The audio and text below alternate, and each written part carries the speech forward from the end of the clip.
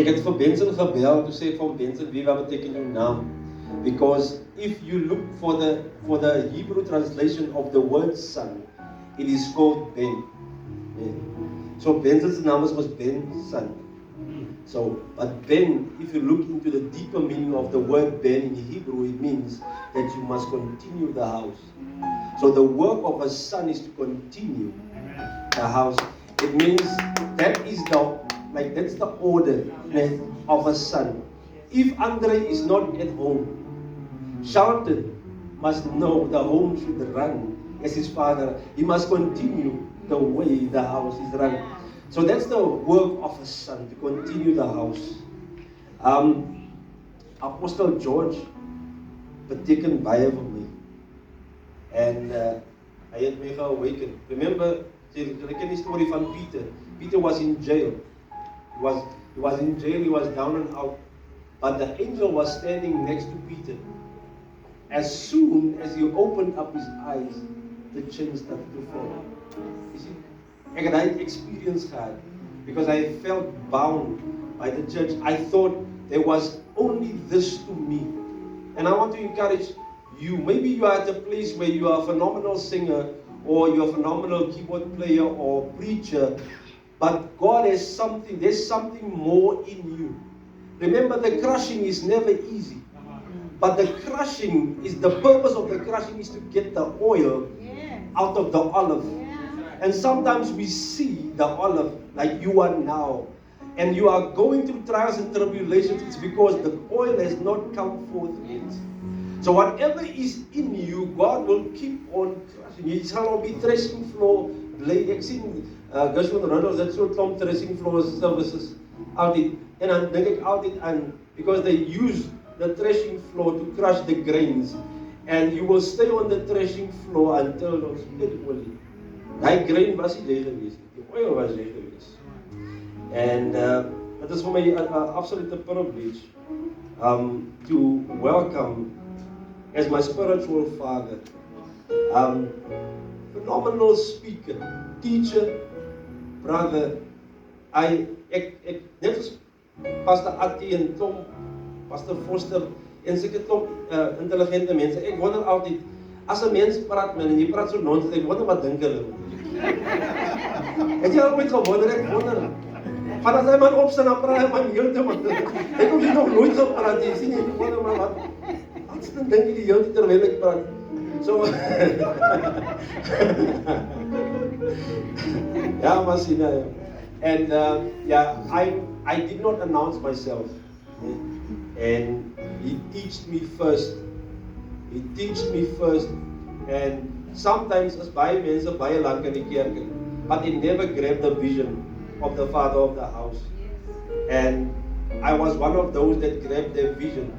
Ek was die worship leier in die kerk, praise and worship het ek gedoen. Co-worship, praise and worship, hoe sal ek sê, and iemand het vir my gesê, eendag aan die worship team, it feels like Apostle George is still here.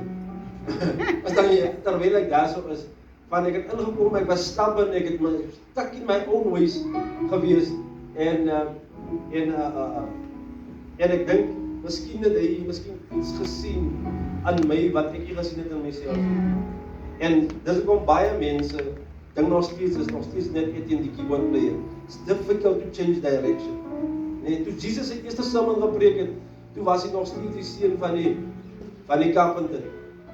They never saw him as Jesus Christ the Son in his own town. Maar die mense ook ken, hulle ook ken. Hulle gaan altyd assosieer met dit. But changing direction is not easy. Maybe it's an opportunity for you to change direction and going after what God has called you for. My wife is the reason why we are here today, because God spoke to her and it was heavy on our heart that we have to have this conference. And when we spoke, we were one in the spirit. And she asked me about the theme, and immediately I told her divine order, because at that point in time I was teaching on the prodigal son. Remember the two sons? And the one that walked away was called prodigal, and the one that stayed at home was not called prodigal. But if you read the story carefully, you'll find out that the one that was staying in the house was prodigal.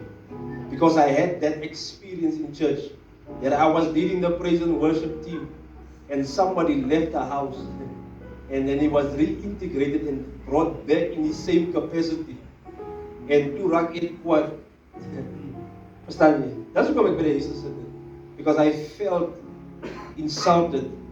Because I felt that I was not seen. And I was teaching